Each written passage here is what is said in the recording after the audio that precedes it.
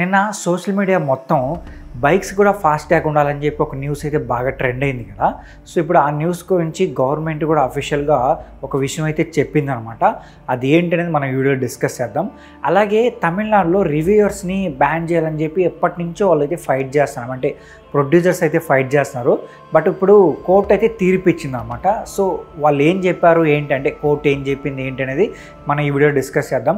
ఈ వీడియోలో ఇలాంటి మోర్ ఇంట్రెస్టింగ్ టాపిక్స్ అయితే చాలా ఉన్నాయి, మీకు ఖచ్చితంగా నచ్చుతుందని నేను అనుకుంటున్నాను. సో మనం ఇంకా వీడియోలోకి అయితే వెళ్ళిపోదాం. నిన్న బైక్స్కి కూడా ఫాస్ట్ ట్యాగ్ ఉండాలని చెప్పి ఒక న్యూస్ అయితే బయటకు వచ్చింది. దాంతో చాలామంది ఏంటంటే బైక్స్కి ఎందుకు ఫాస్ట్ ట్యాగ్ అని చెప్పి క్వశ్చన్ చేయడం మొదలు పెట్టారనమాట. ఇప్పుడు దాని గురించి గవర్నమెంట్ ఒక అఫీషియల్ ఒక న్యూస్ అయితే చెప్పింది. ఏంటంటే బైక్స్కి ఫాస్ట్ ట్యాగ్ అయితే లేదంట. నిన్న వచ్చిన న్యూస్ అంతా ఫేక్ అని చెప్పి మన నితిన్ గడ్కరీ గారు అయితే చెప్పారనమాట. సో ఆయన అయితే ఏం చెప్తున్నారంటే ఇప్పుడు ప్రజెంట్ సోషల్ మీడియాలో నడుస్తున్న న్యూస్ అయితే ఫేక్, బైక్స్కి అయితే మేము ఎటువంటి నిర్ణయం తీసుకోలేదు, అంటే ఫాస్ట్ ట్యాగ్ గురించి ఎటువంటి నిర్ణయం తీసుకోలేదు. ఓన్లీ మనం కార్స్కి ట్రక్స్కి అంటే అది కూడా 1 year ప్లాన్ ఉంది కదా, 3000 రూపీస్ అది మాత్రమే ఉంది.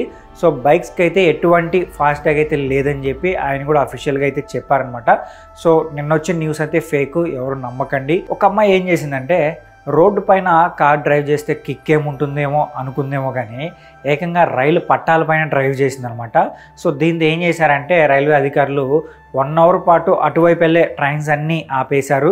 అండ్ అమ్మాయిని పట్టుకోవడానికి చాలా ట్రై చేశారనమాట. ఆమె ఏదో పెద్ద రేసింగ్కి వెళ్ళినట్టు కార్ అయితే చాలా స్పీడ్గా నడుపుతూనే ఉంది. అండ్ తర్వాత ఎట్టకేలకి ఒక 1 hour తర్వాత అయితే ఆమెని పట్టుకున్నారు, కార్లోంచి బయట తీసి. డ్రింక్ చేసిందని చెప్పి కొంతమంది అంటున్నారు, అలాగే డ్రగ్స్ తీసుకో ఉండొచ్చు అని చెప్పి కొంతమంది అంటున్నారు. బట్ ఇంకా న్యూస్ అయితే బయటికి రావట్లేదు కానీ సో తను మాత్రం కొంచెం డిఫరెంట్గా అయితే బిహేవ్ చేస్తుందన్నమాట.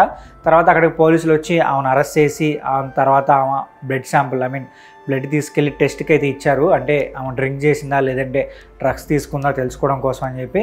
ప్రజెంట్ ఈ న్యూస్ అయితే మాత్రం సోషల్ మీడియాలో బాగా ట్రెండ్ అవుతుందన్నమాట. అండ్ చాలామంది ట్రోల్స్ కూడా చేస్తున్నారు. సో మీరు దీనిపైన ఏమనుకుంటున్నారో కింద కామెంట్ చేసి చెప్పండి. తమిళనాడు ప్రొడ్యూసర్స్ అయితే రివ్యూస్ని బ్యాన్ చేయాలి, అలాగే మీమర్స్ని బ్యాన్ చేయాలని చెప్పి కోర్టులో అయితే కేసు వేసారనమాట. సో దానికి కోర్టు ఏం తీర్పిచ్చిందంటే ఇది వాళ్ళ ఇష్టం కదా, అంటే సినిమా చూసి వచ్చిన తర్వాత వాళ్ళు ఒపీనియన్ చెప్పుకోవడం అది వాళ్ళ ఇష్టం కదా, వాళ్ళని బ్యాన్ చేయలేము. ఎవరి ఒపీనియన్ వాళ్ళు బయట చెప్పుకునే స్వేచ్ఛ అయితే వాళ్ళకు ఉంటుంది కూడా. సో వాళ్ళని బ్యాన్ చేసే అవకాశం అయితే లేదనమాట.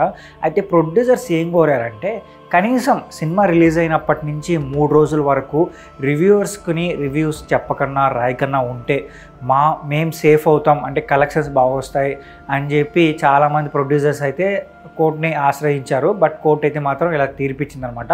సో దీనిపైన మీరేమనుకుంటున్నారో కూడా ఒక్కసారి కామెంట్ చేసి చెప్పండి. నెంబర్ 4, రీసెంట్గా యూపీలో కొంతమంది ఇటుక బట్టీలో పనిచేస్తూ ఉండగా ఒక చిరుత అయితే వచ్చిందనమాట.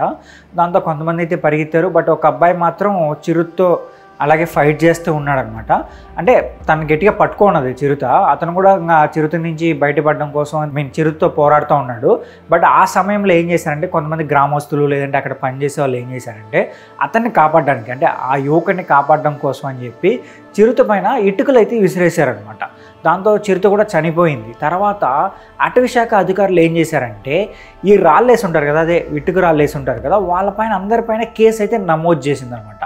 దాంతో అక్కడ ఉన్న వాళ్ళందరూ షాక్ అవుతున్నారు. అంటే ఏంటి ఇప్పుడు చిరుత వచ్చి మా పైన దాడి చేసి చంపేసినా కూడా తప్పు లేదు, మేము దానిపైన ఇటుక రాళ్ళు వేస్తే తప్ప అన్నట్టుగా కొంతమంది అయితే క్వశ్చన్ చేస్తారనమాట.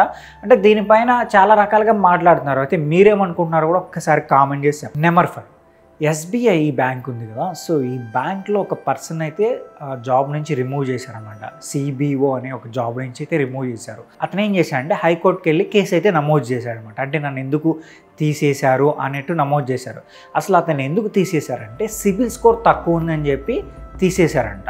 అయితే అతను కోర్టుకి వెళ్ళిన తర్వాత కోర్టు ఏం తీర్పిచ్చిందంటే ఎస్బీఐ బ్యాంక్కి సపోర్ట్గా కోర్టు అయితే తీర్పిచ్చింది. ఎందుకంటే ఇప్పుడు మనం బ్యాంక్లో పనిచేసే వాళ్ళకి ఖచ్చితంగా సిబిల్ స్కోర్ అనేది బాగుండాలి, అక్కడ ప్రజల డబ్బు ఎక్కువగా ఉంటుంది కాబట్టి.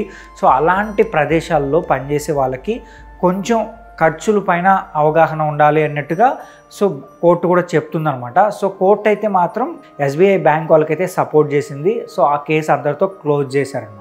సో దీనిపైన మీరేమనుకుంటున్నారో కూడా కామెంట్ చేసి చెప్పండి. అలాగే ఈ వీడియో నచ్చితే మా ఛానల్ సబ్స్క్రైబ్ చేసుకోండి. ఇలాంటి మోర్ ఇంట్రెస్టింగ్ వీడియోస్తో నేను మీ ముందుకు వచ్చేస్తాను.